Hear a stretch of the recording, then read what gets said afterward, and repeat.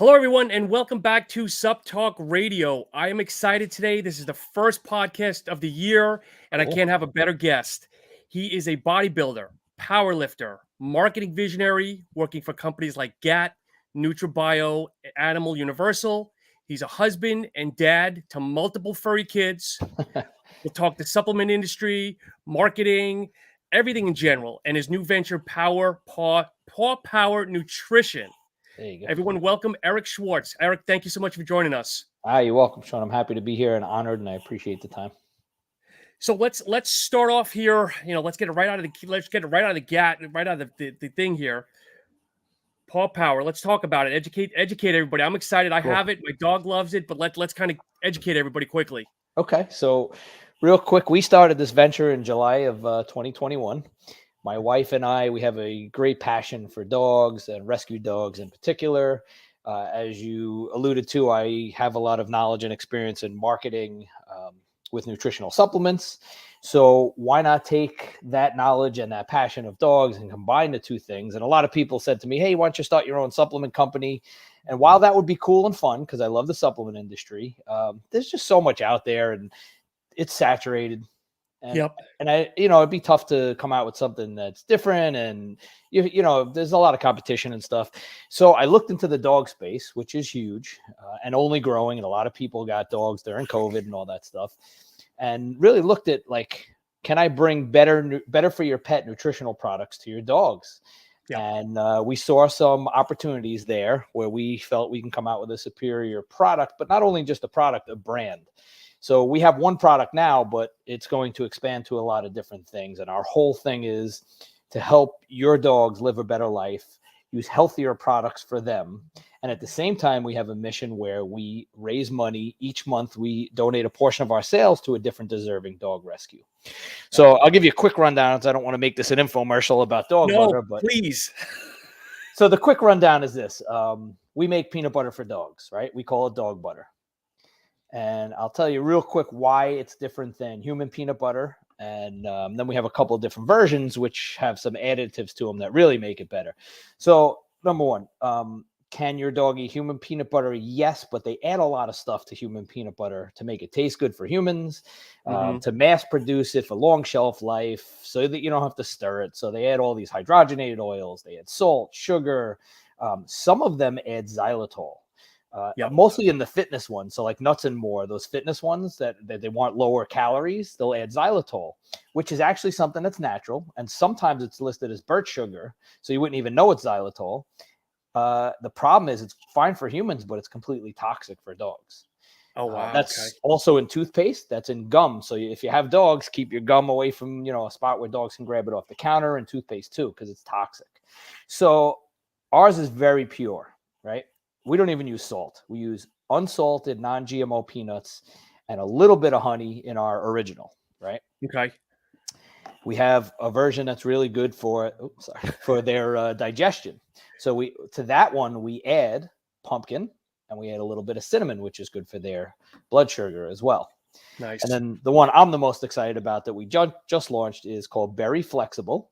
And you guys in the supplement space will be familiar because it has a fully dosed joint supplement and transparent in every tablespoon. So you're getting glucosamine, chondroitin, MSM, and turmeric in every tablespoon. And you don't have to give pills. You just give them a tablespoon of peanut butter, which they absolutely love. We did extensive testing. Yep.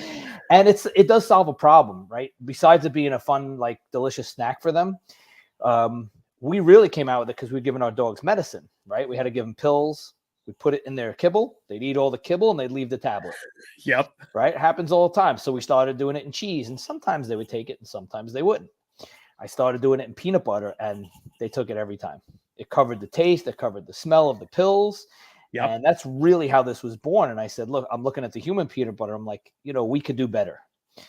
So that's kind of how it was born, man. And like I said, we plan on doing a lot more. We're going to build a brand here to really help people. My wife is a dog trainer, so we try and provide educational content as well to help you live your lives, healthier lives with dogs. So it's more than just selling a product. We really want to help people. So, Eric, with the joint formula, is there really an age that we should be, in your recommendation, that we should be giving it to the dog? I mean, obviously, you don't give it as a baby, but do you say 3, 4, 5 years? Like, what age is a good time to give dogs joint formulas?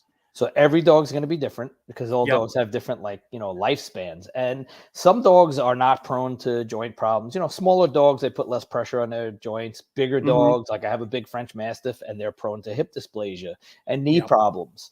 So, like you said, a puppy probably doesn't need this. I'd probably give it to a 2-3-year-old dog at that age, depending on the breed. Again, if it's a breed like a Mastiff that has a short lifespan and they're larger and put more in their joints, I'd probably start them on it earlier. Are there any dogs that you would suggest, or any breeds that you would suggest not to give it to? Like my dad has 2 Great Danes, and their stomachs supposedly always get very sensitive. So I don't know if there's anything from that standpoint. There shouldn't be, unless they have an issue digesting peanuts, which most dogs do not. Unlike people, the peanut allergies are very rare in dogs. But, you always want to assess the tolerance, and I would start with a small amount, make sure that they can digest it well and their stomach can handle it. And speaking of, there's somebody creeping behind your shoulder there. There's one. That's Lindley. Say hi, Lynn. Come here. Yeah, for me, my vice is put a bunch of dog biscuits in the Kong, put the peanut butter over the top, freeze it, and my dog goes to town for like 20 minutes. I mean, she's how stupid, she loves it. That's a great thing. Yeah, put it in a Kong and freeze it, keeps them busy. They also make a thing called a lick mat, which is really cool.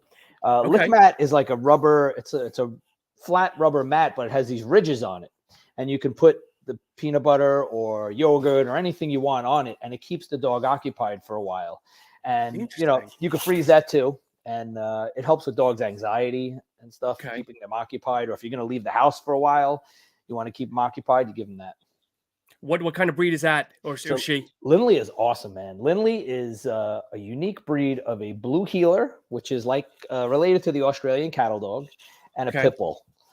And she was, unfortunately, she was in a dog rescue as a puppy. So abandoned once, someone adopted her. 6 months later, dropped her off at the rescue. Outside the rescue, tied her up because nobody was there, tied her up to the rescue and called the people at the rescue and said, "Hey, I left this dog out there." And the girl claimed that she was vicious. So me and my wife were there's Biggie Smalls. They'll hear me talking about him, so they're kind of trying to get in the picture. Yeah. So my wife was like, "Let's go meet this dog." We went to meet her, and I'm like, "Look, we already had 2 dogs at that time. Oh, sorry, we had 3, so this would have been 4." And I'm like, "Look, we got too many." My wife said, "Let's bring her home." And I said, "Okay, if she gets along with the other dogs, we'll keep her." So we brought her home as a trial, and they got along great. In fact, she's bonded with my Mastiff. They're like boyfriend and girlfriend. And she's just the sweetest dog. She's pretty amazing. Very smart. Did you have any issues? I mean, obviously she was giving back, but did you see any issues? We saw nothing. The only thing I saw is she's nervous with people. She growled at me the first night and didn't like me the first night, but the next morning she was fine. But with people come over, she doesn't trust them at first. So something must have happened along the way. So, and I've told you this in a text. I'm a dog rescuer myself. The last 3 dogs, we only keep one at a time because that's what we can take care of. But I have so much respect for people that rescue dogs. I mean, not to diminish people that spend the thousands of dollars on dogs, but I wish they would understand that your purebred it's just as good as getting rescue dog, because they're not as, I think rescue dogs get a bad moniker of being damaged. And a lot of times they're not. Right. Some could be, some may not. We had a bad experience with one dog that we got from a shelter that we couldn't keep because we had other dogs and he had many issues, and it wouldn't have been safe for anybody. But in general, and there's nothing wrong with getting a purebred. My Mastiff is a purebred. We got him from a breeder. But we have 3 rescues along with him. So if you can rescue, it's great. There are thousands of dogs out there that need homes. If you can't and you want a purebred, there's nothing wrong with that. You don't have to feel guilty about that at all. So, Eric, I know you've been on the Final Scoop a few times, and one of our good friends here, Lucas, is just checking in to say hello. Lucas, my Polish brother. I feel like he's a long-lost Polish brother of mine. Yes, he's a sexy, long-lost Polish brother. So, Eric, give us a quick synopsis of you growing up. I mean, obviously, were you an athlete? Were you a bigger kid that took into weightlifting? Or, what was your impetus of getting into the industry? Complete opposite. I was not an athlete. I did try out for high school baseball and football, and I was small and skinny. I was sophomore year of high school. I was 110 pounds and real skinny. Wow. Okay. And I got into weightlifting because I didn't want to be skinny anymore. Yep. I was tired of being skinny. Got a little teased and picked on in school. Nothing terrible, but a little bit. And I didn't want to be that guy anymore. So I got into weightlifting. I had a couple of people luckily take me under their wing and teach it to me. And I did some bodybuilding shows back in the day. But I was always that skinny kid who was just, skinny and weak and didn't want that anymore. So started lifting, got into it, and got bit by the bug, man. I just loved it. I loved the way it made me feel. It gave me confidence. And like you saw in an Instagram post today that I made, it taught me so many great life lessons. Lifting has just taught me discipline and how to tough things out in life. And for those people listening, if you don't think, life will kick you in the nuts at some point, it's gonna. And it might do it multiple times. And, I had a couple of really rough spots in my life, but it's nothing compared to other people who have had even rougher spots. So lifting and everything, just the lifestyle has just taught me so many good lessons and has been such a great thing for me. And it's just something I'm passionate about. So were you, obviously, I think you're a tall guy now. You're what, 5'11", maybe 6 foot? Like how tall are you? I wish, man. I'm 5'7", dude. Really? Because I'm 5'8". I feel like you towered over me when I met you. Okay. No, but that's good that I gave that impression. So you did your first bodybuilding. You did a bodybuilding competition. I mean, how did you place? Was it like, did you have any guidance, or was it just emaciated, kind of ripped and step on stage? I luckily did have some guidance back then. I wasn't all that big, and I wasn't ripped enough. I never won a bodybuilding competition, but my claim to fame, I did win 2 Best Poser awards back in the day. So that's my claim to fame. Yeah, at least my presentation was good. Were you watching videos of Labrada or something? Actually, I did watch Labrada back then, but it was really Sean Ray who I kind of emulated his style of posing. Okay. And, I still like that. And I'm like, it kind of bothers me that today that the guys don't put a lot of effort into their posing routines. Yep. And it used to be such a great art form. Like if you want to go, I don't mean to sound like an old head, but if you want to go back and watch like the 1988 Olympia, you want to see good posing routines, go watch that. Like, oh yeah. We're guys, almost the same age. I was a guy the late 80s, early 90s, and I was more the 90s bodybuilder guy with the Kevin Lavronis and the Sean Rays, and even the smaller guys like Milo Sarshev and Labradas, everybody like the second tiers. And like you said, those were the guys that were taking their body and their posing just as serious. Yeah, they put effort into it, Yeah, exactly. I think now I don't even think there's points for it, and I think that's why it's gone out the window. Right. I don't think they do give points, and that's one of the reasons. But still, if I'm a pro, right, and I'm going to be up there, I would want to put my best presentation every time. You're a professional. You're a pro. Yep. So do you feel, between you and I, do you feel the physiques have gotten better, worse over the years? I mean, friend to friend here. In some ways better, and in some ways worse. Okay. So I always say this guy, I'm going to say, still has the best physique. I don't believe anybody's been better than him. There have been guys that have gotten bigger, but not better. And I still think Lee Haney had the best physique. He just had the best combination of size. And back then he was considered a mass monster compared to everybody else. At 230, like 6'2", 230 or something. Right. But he had a tiny waist and tiny hips. And see, like Roddy was bigger and Dorian were bigger, but as they grew bigger, their waist got bigger and blockier, and it just wasn't as pleasing. So in some ways it's better. I mean, you got guys that are extreme size. Look at Big Ramy, Nick Walker, those guys, I mean, and I like that. I think it's cool that size, but you don't have, a lot of guys say 90s was the golden era. And if you do go back and look, those physiques look very different. They look much more conditioned. They look better shape, more balanced. I also think Sean Ray, and nobody likes him personally. I don't have a problem with him. He has a bad reputation. I don't have a problem with him personally. I never had a bad interaction with him, but he has a bad rep personally. But his physique, amazing. Like, really, you couldn't find a flaw in that guy's physique. His only thing that was against him was that his height. He was 5'7", and he's never going to beat a Dorian Yates based on that, I remember watching an interview with him, whether it was true or not, that whatever his span of bodybuilding, 10 or 12 years, whatever it was as a pro, he said from when he stepped on stage his first year to his last year, he only improved by 7 pounds. That's how much he put on over that time, where now it's like 7 or 10 pounds is low for the professionals nowadays. They want to keep growing and growing and growing. Yeah. You look at some of the guys, I think the 212 has been a really good thing. I think we got some super quality physiques there, and that kind of keeps them in check from getting too big and too thick in the waist. I'm biased, but a really good friend of mine is Sean Clarita, and I think what he's done with his physique is amazing. He's packed on so much muscle every year, slow and steady. So he's kind of kept that aesthetic while growing bigger and bigger, which is cool. Derek Lunsford, look at his shape. Flex Lewis, those guys just look incredible. So I'm going to put you on the spot here since you brought Sean Clarita, and it came out in somebody's post that Sean's doing both 212 and he's doing open. Should bodybuilders be able to go back and forth, or should they really stay in their class? If they leave that class, just now go forward. Well, he's qualified for both. I don't know if right now they haven't said if they're going to let him do both. Yeah, but he actually qualified for both the open. I think they should let him do both. Yeah, I'd like to see. I mean, he can win the 212, which he's done. Yeah. I'd like to see him what he can do in the open. I'd like to see what Flex is doing in the open, but I think they should allow him to do both. It'll be interesting, though, because there's a lot of scuttlebutt going on that Flex has to qualify, that they're not giving him, the former 212 that wants to do the Open Olympia. He's got to requalify. So I don't know where he's going to land this year. I like Flex a lot. I'm not good friends with him, but we know each other through the industry. He's always been super great to me. I believe he should have to qualify. He should have to earn it like everybody else. Yeah. Interesting. Have you seen pictures of him lately? He's like 240, like a little brick house. He's incredible. And I honestly think he can do some real damage in the open. Like I'm talking, I think he could be top 3. I don't know if he'd ever be able to beat Big Ramy or anything, but I think he'd be top 3, top 5 for sure. Do you think Ramy's got longevity, or you think he's just maybe 2 or 3? Call it now, and we'll revisit this at the end of the year. I don't know. Honestly, it's a tough call. I don't know. He's extreme. He does extreme things, and he's extreme. If he can stay healthy, I think he could have some longevity. But, that's a tough game. It's a tough balancing act. Yeah.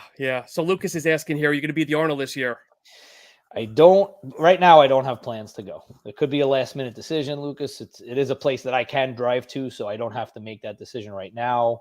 I was thinking about going, and then my former company Animal is not going to have the animal cage there. So really? Yeah. So I don't know if I'm going to make the trip. I was definitely going to go if they had the cage, because I love that so much. Is it, I don't know if you can divulge, is it a cost thing, or is it because Arnold shot himself in the foot last year? No, it's absolutely a cost thing. So Animal, what has happened is Animals, they have some new people in charge. Okay. And they've come from the CEO, has come from outside the industry, and he's more of a dollar and cents ROI kind of guy. And it is very expensive. I won't divulge how much the cage costs to do, but it's extremely expensive.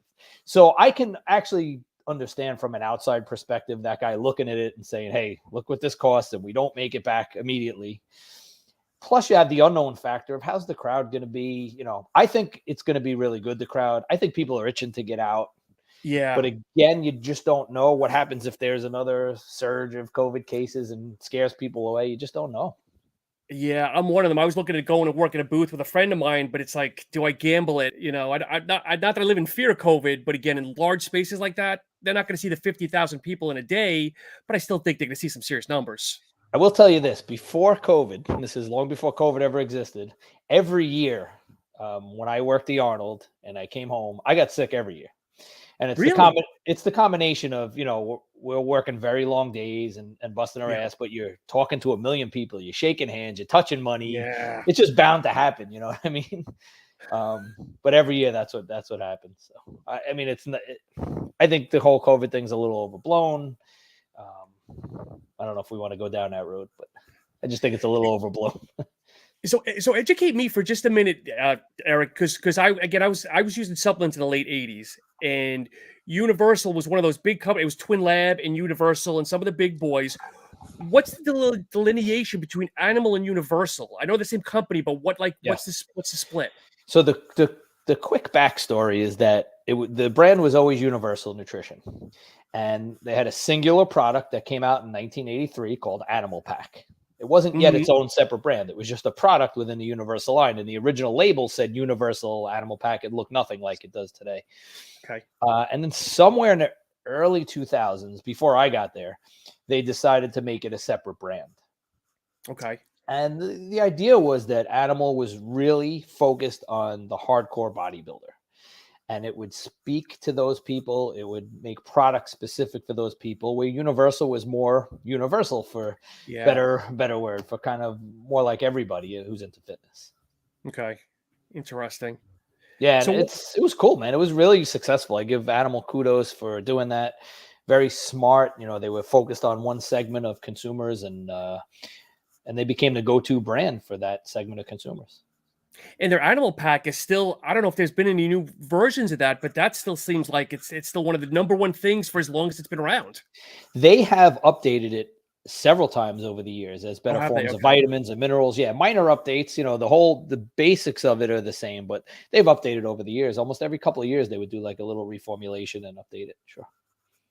So let me ask you this, being a marketing guy, again, you've seen the big and the small, and maybe it's just my opinion, but it seems like the big companies are no longer the dominant ones like they were in the 80s and 90s. I mean, there was the Twin Labs in the 2000s, the VPXs and the BSNs, and now it seems like it's all the smaller companies. Is it just, I mean, what's the reason behind it, or do you know?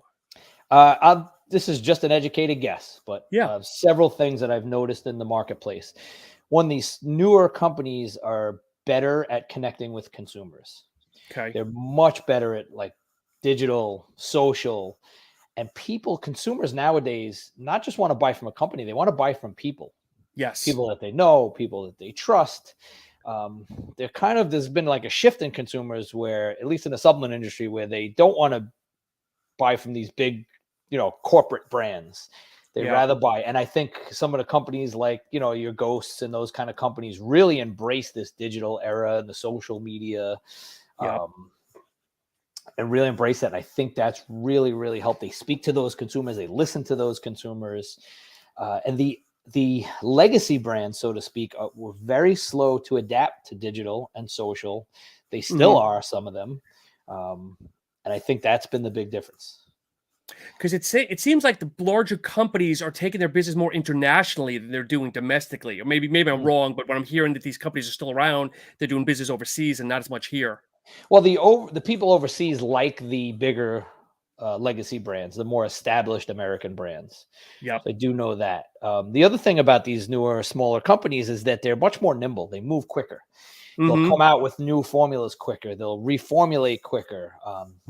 Better flavors. They're doing those all those flavor collabs with these big companies.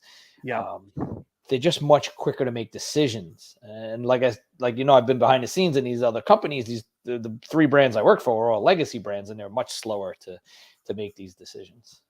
Yeah. Do you feel it's, as a company, it's when it comes to marketing, is it easier with all the social media, or is it just this kind of crazy to a point because there's so much now? I think in a lot of ways it's easier. Okay. Because you can, like I said, you can connect with people. You can get instant feedback from them. You have all the digital statistics that you can get. You can run an ad, you can run a post, and you can see immediately what people engage with, right? Yep. Where in the past you have to run a magazine ad, you spend $10,000 for a page in Flex magazine, and hope and pray that it did something. And you really had no idea if that drove a sale or not. Now I can run a digital ad on Facebook, and I know that it went from Facebook to the website, and that resulted in a conversion or a sale.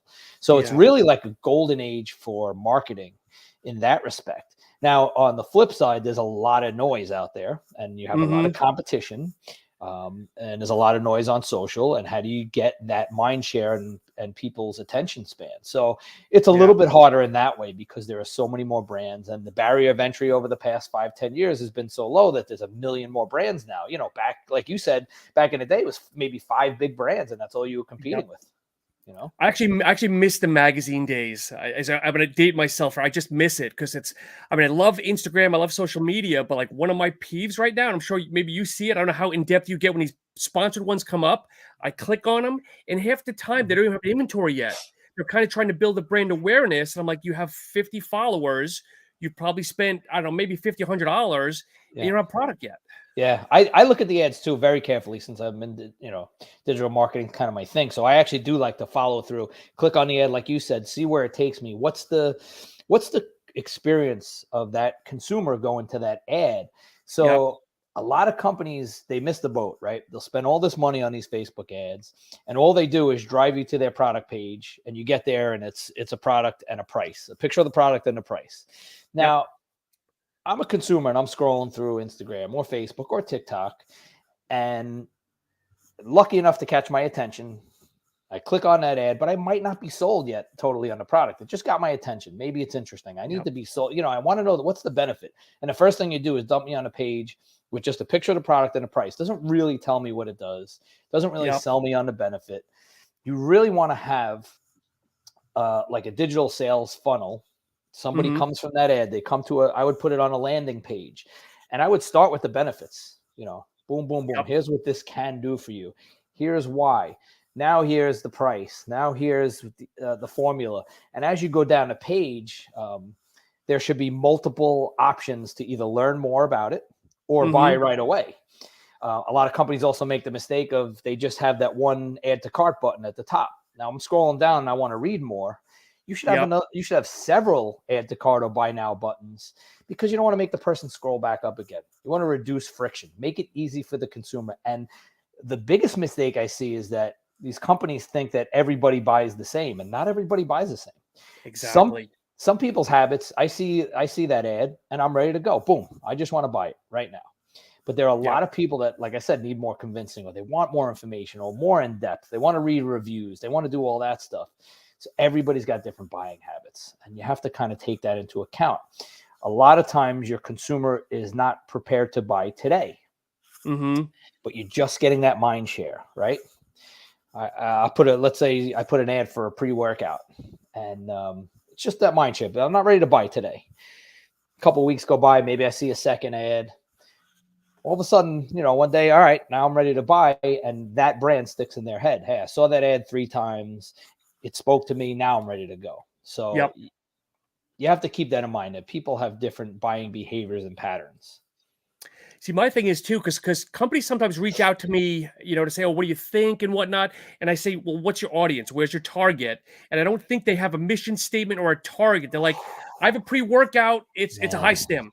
Okay, great. Well, what's your target? What's your mission statement? You know, well, why do I want to buy from you? Because you're using 8 grams of citrulline and 3.2 beta alanine, and you got 300 milligrams of caffeine.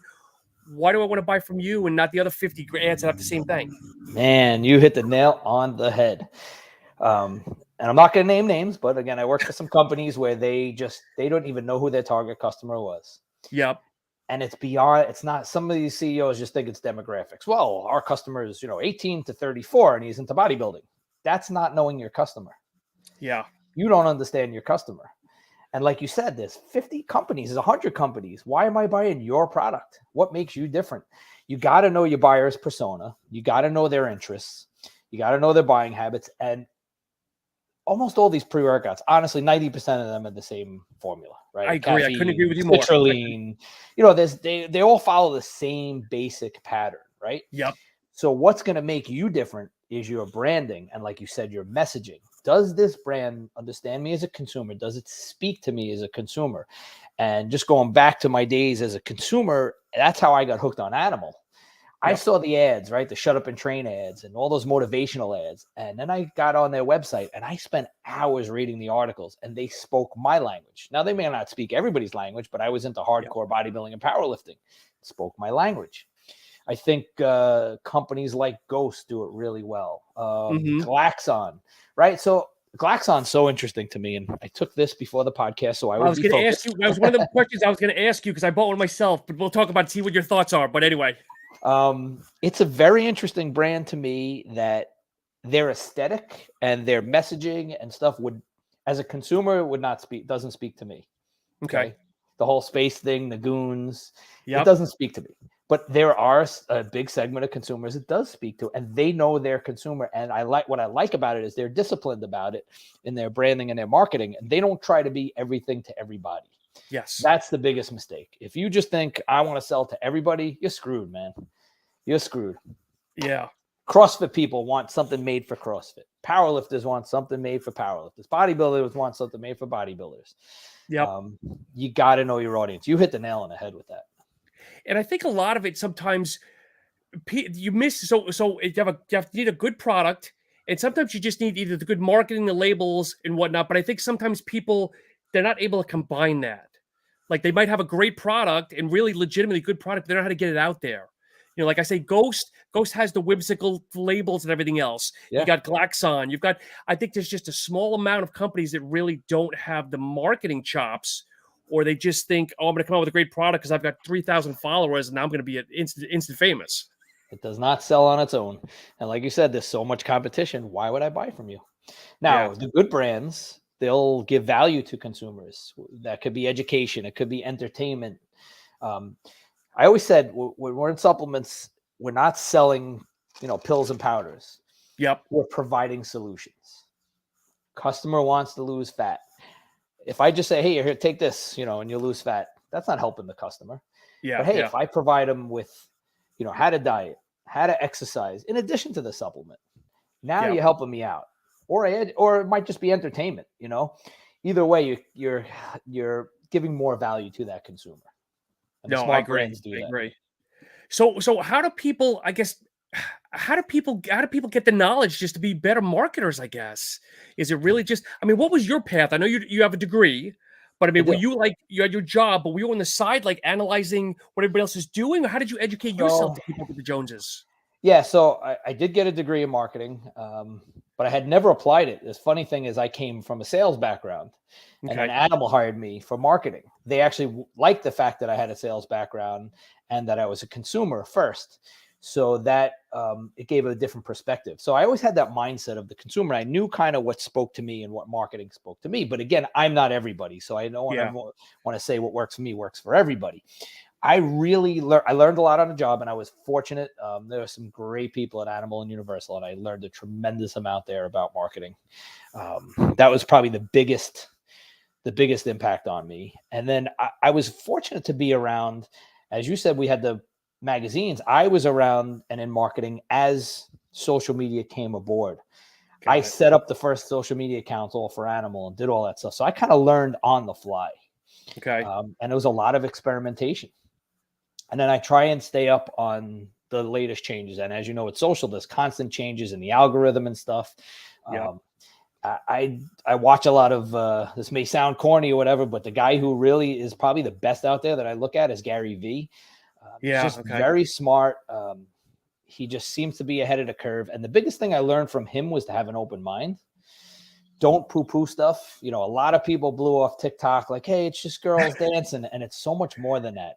And look at the power of TikTok. If you watched the news last week, Facebook lost like $200 million. They got killed, and they're getting killed because of TikTok.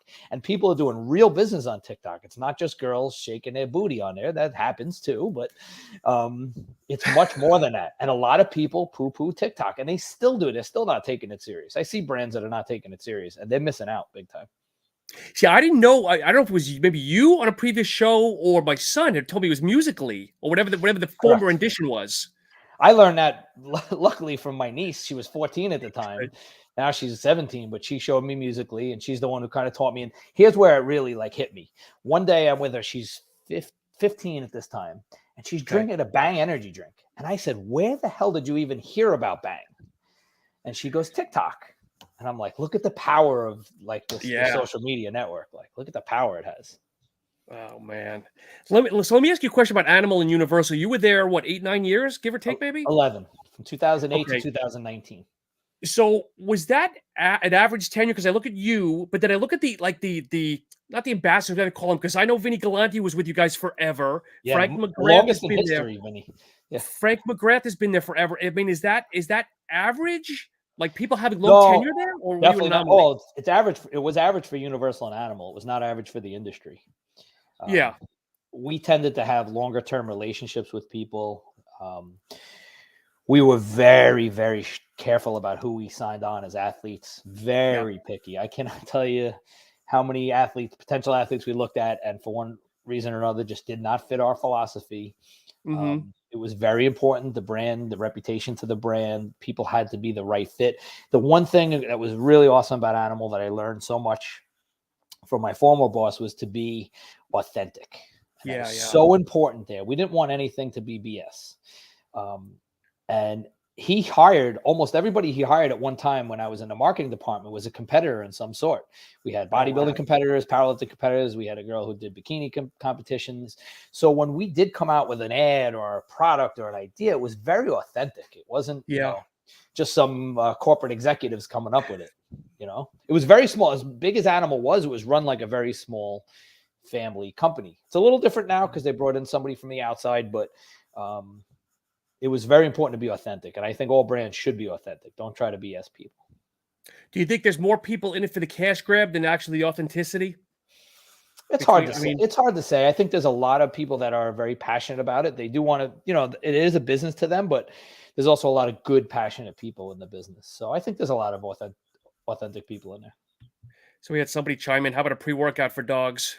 Yeah, I don't know about a pre-workout, but I definitely want to do supplements for dogs. Definitely going to do something to that effect. It's not going to be it wouldn't be any kind of traditional pre-workout, but I was at a dog trade show a couple of weeks ago and somebody had a Gatorade for dogs, which I thought was interesting. Yes, for hydration. It was, it was like a liquid that had electrolytes and stuff. I've been looking at looking into the research, like creatine for dogs and stuff. There are some supplements that we could do for dogs, and we're going to be looking at them. Maybe like maybe something with digestion, maybe? For sure. Yeah. That is a big thing. Probiotics, digestion, absolutely. Yeah. So Eric, you asked me earlier before we came on the air, we want to talk a little controversy. Do we want to talk about the Blackstone thing at all? When you said controversy, I don't know what door you want to open here. I'm an open book. Okay. Yeah, let's talk about it. So I don't want to make this like a personal slander on anybody personally, but as we know, recently, the two guys involved in Blackstone, Aaron and PJ, did a lot of shady stuff. And there have been people over the years that have done a lot of shady things in the industry. And it's very, very unfortunate. You have people that come in, like you asked who is authentic. Those guys are not authentic. Those guys are in it for the cash grab and the quick cash grab. And it's a shame. And it hurts the whole entire industry. Yep. It really puts a black eye on the industry, and there's so much like legitimate money to be made that you don't need to cheat people and cheat consumers. And if you really look at the in-depth of what these guys did, it was really devious and terrible. It's more than I see comments from people on there, and they think, oh, all right, so they just put some steroids in the supplements, and that's a good thing anyway because I'll get a stronger supplement. But they did a lot more. It goes really in depth. If you read that indictment, these guys were impersonating FDA agents to consumers. A consumer emailed in to complain that they got nauseous from their product, and they were impersonating an FDA agent, telling the consumer that there's, don't worry about it, it's fine, we checked it out. Yep. They were not reporting adverse event reports. Now, there's a thing in the supplement industry. If a consumer complains, they got sick, they went to the hospital, they threw up, you have to put that on file with the FDA. Now, these two guys, I got to think that Aaron and PJ are knuckleheads, because you don't get in trouble for reporting adverse event reports, but they have to be on file. The FDA does not get you in trouble, and I think they were just afraid that maybe they'd get in trouble or it would leak out. So that was concerning. And then these guys, they're in legal trouble now for the Blackstone stuff, but they did something with Prime Nutrition. They were underdosing a product, Intra MD, with John Meadows, that John Meadows were formulating with them. And he had it third-party tested while he was working for them, and it didn't have in it what it said. So they were cheating consumers back then. That's open. You guys can Google it. And see all the stuff on that. And that's just terrible. That's just they're cheating consumers, and I think it's a terrible thing. And they did get caught. I guess I don't think they ever thought they were going to get caught, but they did, and they're now paying a price. And I really feel bad for their family. Like this guy Aaron has a wife and kids, and that's just a terrible thing. But it's all self-inflicted, man. I know. And I'm wondering if, let's face it, it's a black guy in the industry. If other companies that are doing some shady tactics, if they're now kind of eyes are open, or if they're just kind of like, oh, well, they got caught, I'm not going to get caught type of thing. That's what I'm hoping is it opens a bigger eye. Because let's face it, years ago, we had USP Labs, that one or two people died. Right. And that guy's in jail, right? The guy from USP Labs in jail. I don't know if he still is, but I know he's got jail time. Yeah. Yeah, unfortunately. So what I would say to consumers, do your research, support brands and people that are good people that that are reputable. People knew about this this Blackstone stuff going back for years, and they still did business with these guys even after that stuff happened. You know, I'd be embarrassed to be associated with those guys. I'm just, and not to open up the whole can here, but I'm just curious, like how Redcon is. I don't know if it's the way it was done, the way he set up the company, but how they've basically been freed. Redcon, the company, has been free, not by association with Aaron. Well, I mean, it's taken a little bit of a public relations hit, but I don't think, Redcon's going to be all that affected. All this stuff that was named in it was during the Blackstone days. So I think Redcon will be still in business, I believe. I think, I don't think, obviously, Aaron was a big driving force behind it, but he's got a lot of people that work there. So I think they'll still be in business. Blackstone is allowed to continue, but I just don't see how. I don't think anybody's buying Blackstone stuff. No, well, I think High Tech owns it now. I think High Tech is the majority owner. Oh, do a Google search on him. On Weed or who? On Jared Wheat. I know, going back years. I know High Tech's had their blemishes. So right there, like anybody that gets their products made with that guy, what? The guy's reputation. You know what he's done. Why would you be involved with that guy? Yeah, it just doesn't make sense. Let's see.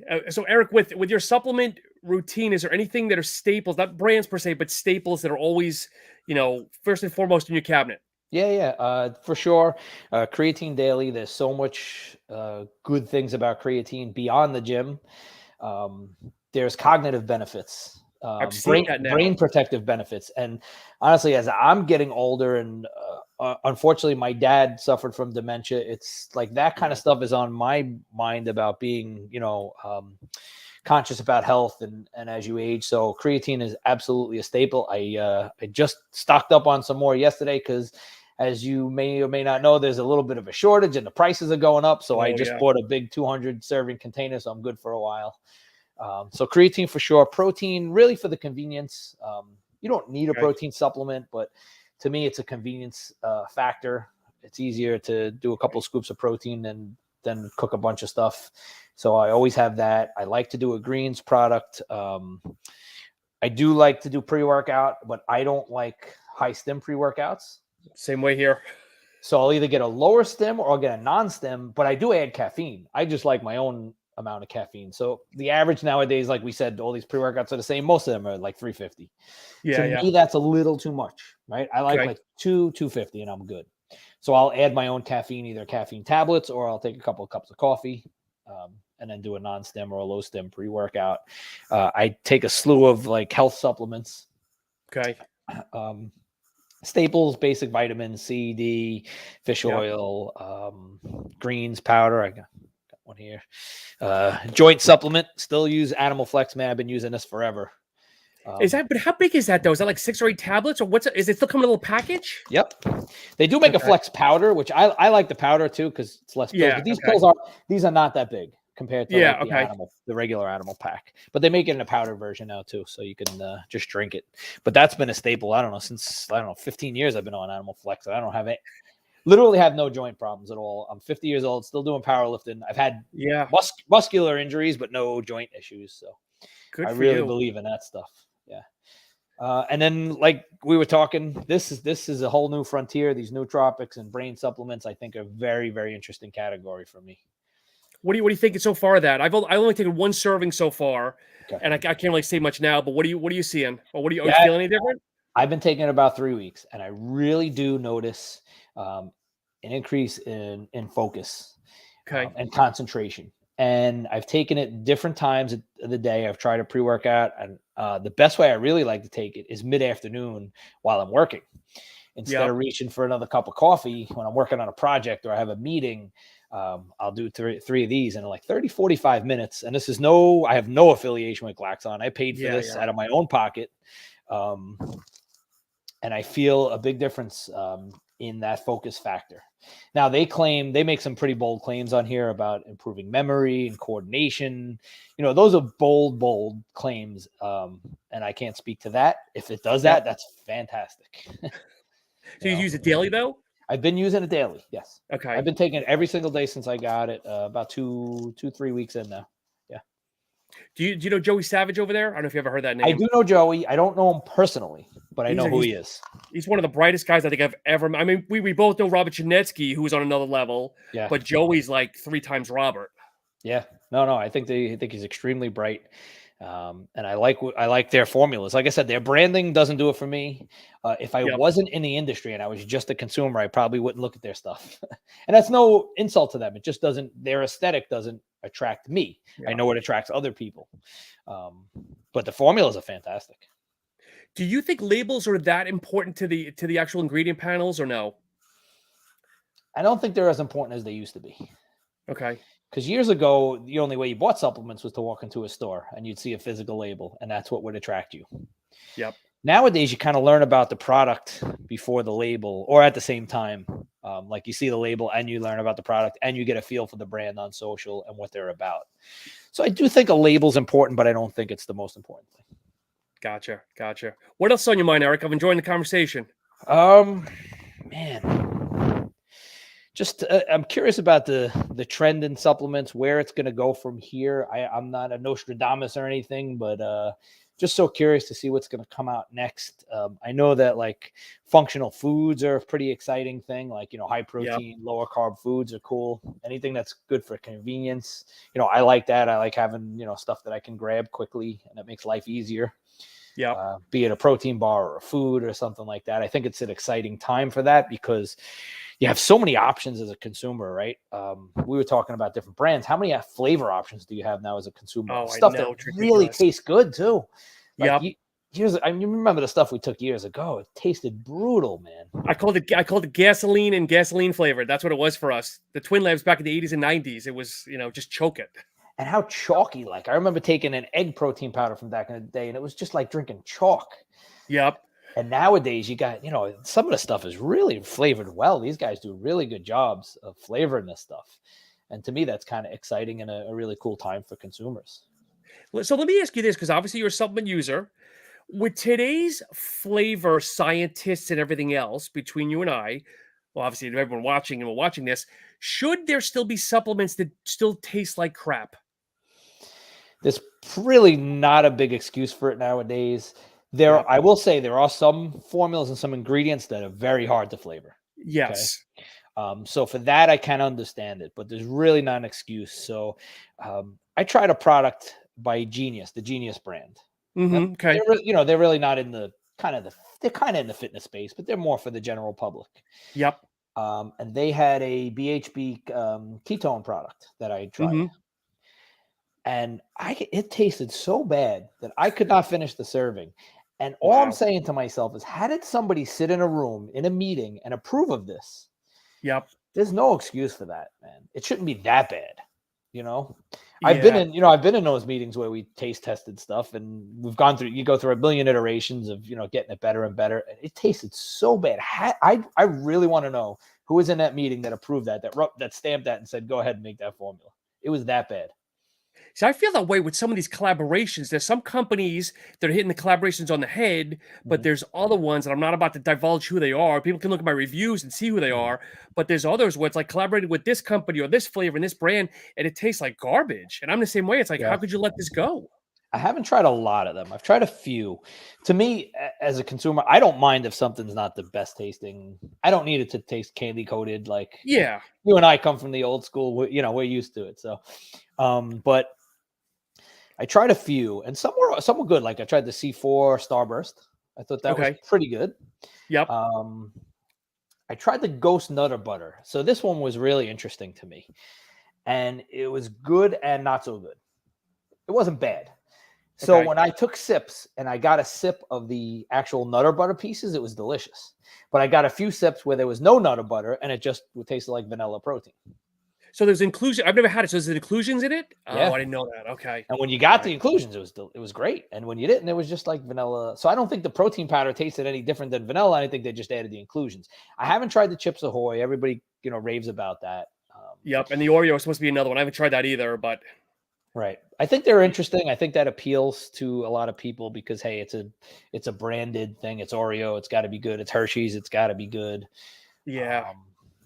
But to me, that's not flavor is not a huge deciding factor for me as a consumer. As a marketer, it is, but not as a consumer. Yeah, for me, it's pre-workout's the one thing that I really give a pass on because, again, for me, I generally slam my pre-workouts. I don't sip them, but I generally do use a BCAA Intra, so that I want it flavored. and then obviously protein. I mean, protein's the other thing that I'll sip on over half an hour, 35 minutes or whatever.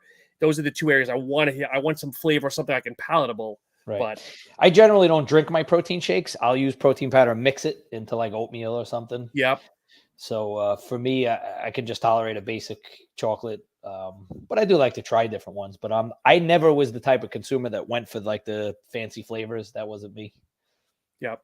Stick with the chocolate, vanilla, and strawberries back in the day. Yeah. Cookies and cream was as wild as I would get. I remember that. I remember that.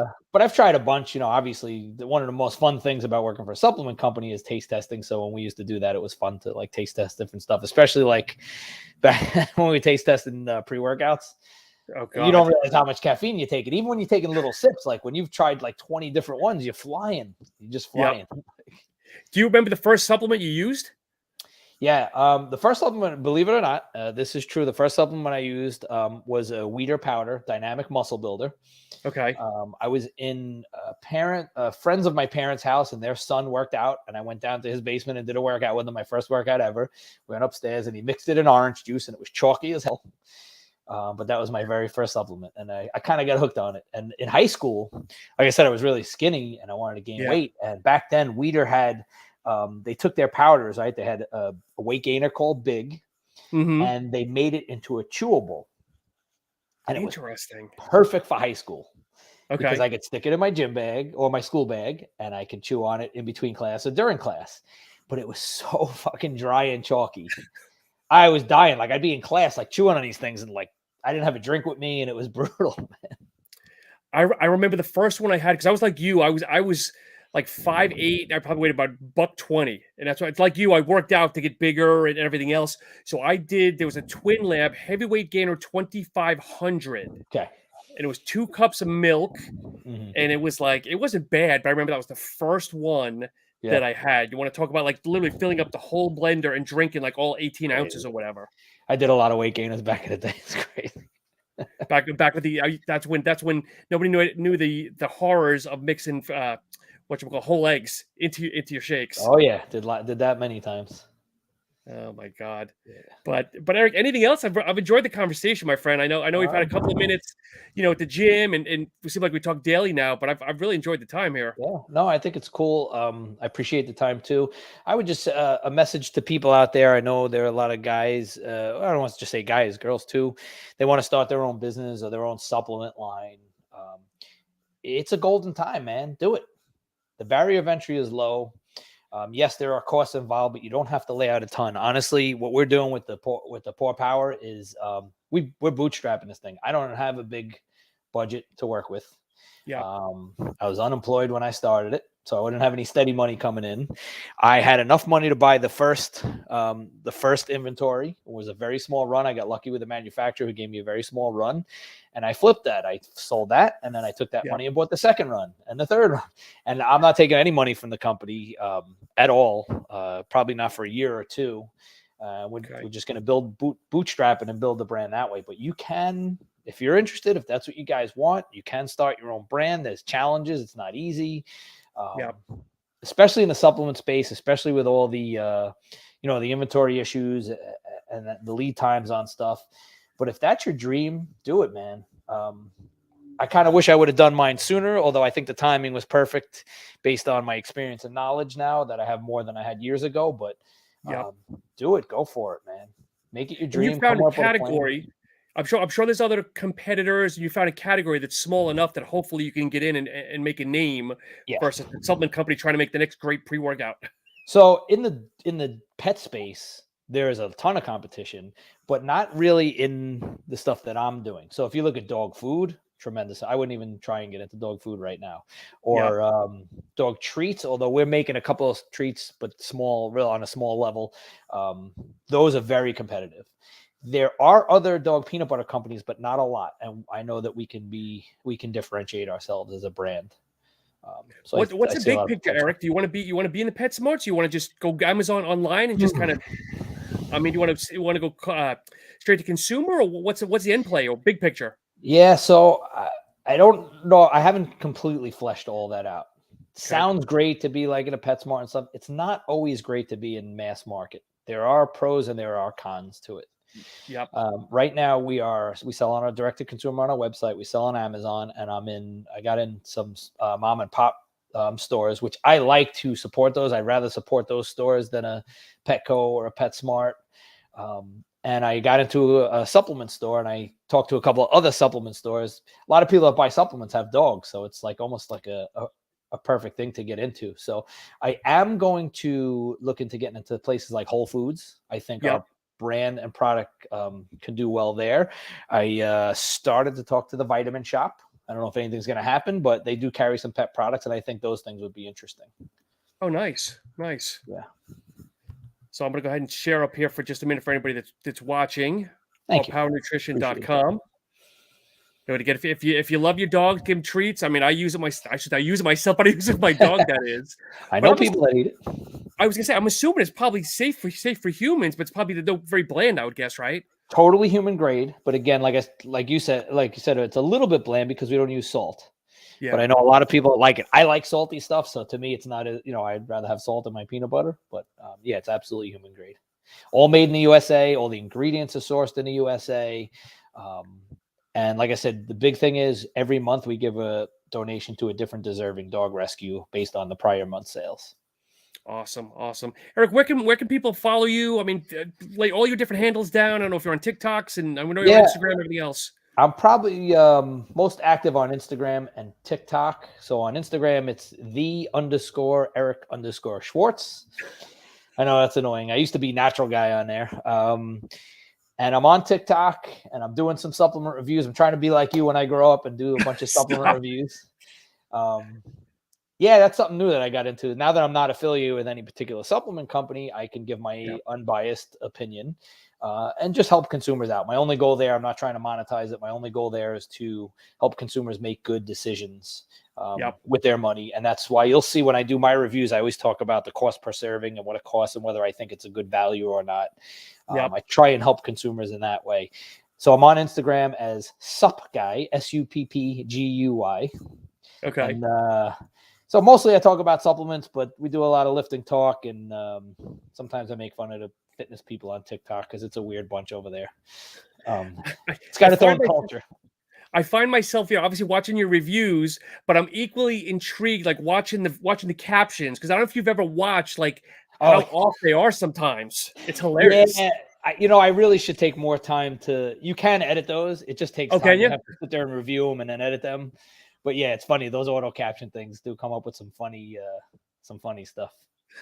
But fitness TikTok is a wild space. There's a lot of stuff going on there that's so interesting, and there's a lot to talk about there. So so I said you're more active on Instagram and less on TikTok, or you kind of just share them back and forth? I'd probably say equally now. I'm on TikTok a lot now for Paw Power. Yep. So I have two accounts. I have my Supp Guy account where I only talk about fitness stuff, and then we have Paw Power Nutrition just for that. I keep that separate.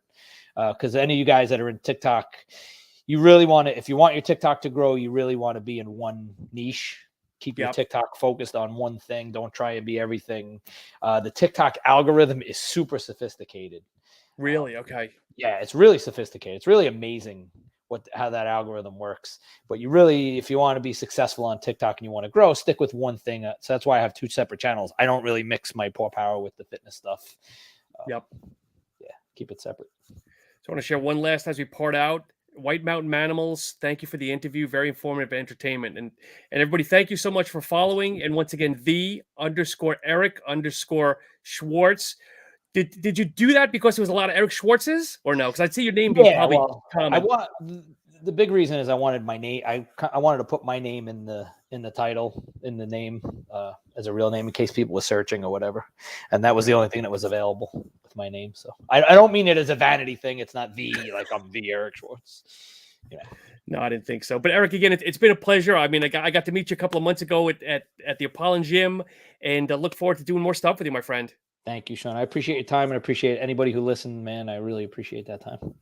Definitely. And as always, Supp Talk Radio, and on Instagram, it's Supp Talk _radio. Thank you, everybody, for watching. Have a great week.